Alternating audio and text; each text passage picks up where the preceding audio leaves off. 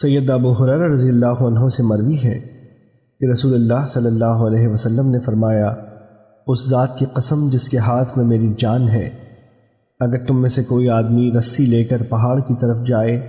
اور وہاں سے لکڑیاں کاٹ کر اپنی پشت پر لاد کر لائے اور اسے فروخت کر کے کھائے تو یہ اس کے حق میں لوگوں سے بھیک مانگنے کی بنسبت زیادہ بہتر ہے، اور اللہ تعالیٰ کی حرام کردہ کسی چیز کو منہ میں ڈالنے سے بہتر ہے کہ بندہ مٹی اٹھا کر اپنے منہ میں ڈال لے۔ حدیث نمبر 3523 مسند احمد۔ دوسری سند، نبی کریم صلی اللہ علیہ وسلم نے فرمایا، اللہ کی قسم اگر تم میں سے کوئی آدمی رسی لے کر جائے اور لکڑیاں کاٹ کر اپنی کمر پر لاد کر لائے اور اس طرح ان کی قیمت سے کھانا بنائے یا صدقہ کر دے تو یہ کام اس کے لیے اس سے بہتر ہے کہ وہ کسی ایسے بندے کے پاس جا کر سوال کرے جس کو اللہ تعالیٰ نے غنی کر رکھا ہو، آگے سے اس کی مرضی کہ کچھ دے دے یا نہ دے۔ یہ اس وجہ سے ہے کہ اوپر والا ہاتھ نیچے والے ہاتھ سے بہتر ہے۔ حدیث نمبر 3524 مسند احمد۔ تیسری سند، رسول اللہ صلی اللہ علیہ وسلم نے فرمایا، جو آدمی بھی اپنے لیے سوال اور بھیک کا دروازہ کھولتا ہے، اللہ تعالیٰ اس کے لیے فقیری اور حاجت کا دروازہ کھول دیتا ہے۔ اگر ایک آدمی رسی لے کر پہاڑ کی طرف نکل جائے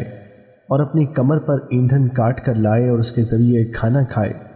تو یہ اس کے لیے اس سے بہتر ہے کہ وہ لوگوں سے سوال کرے اور کہیں اسے کوئی چیز دے دی جائے اور کہیں محروم کر دیا جائے۔ حدیث نمبر 3525 مسند احمد۔ سیدنا عبداللہ بن عمر رضی اللہ عنہما سے مروی ہے کہ رسول اللہ صلی اللہ علیہ وسلم نے فرمایا،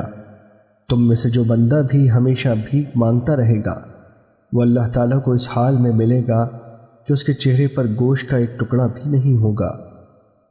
حدیث نمبر 3526 مسند احمد۔ سیدنا عبداللہ بن عمر رضی اللہ عنہ سے یہ بھی روایت ہے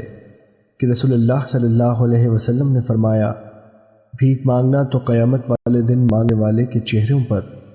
خراشوں کا سبب ہوگا، لہٰذا جو آدمی چاہتا ہے ان خراشوں کو اپنے چہروں پر باقی رکھے،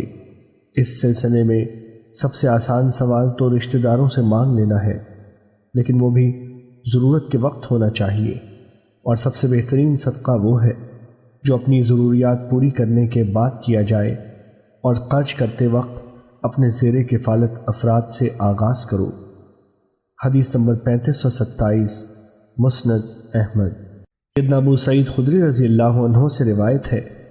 کہ کچھ انصاری لوگ نبی کریم صلی اللہ علیہ وسلم کے پاس آئے اور انہوں نے آپ سے سوال کیا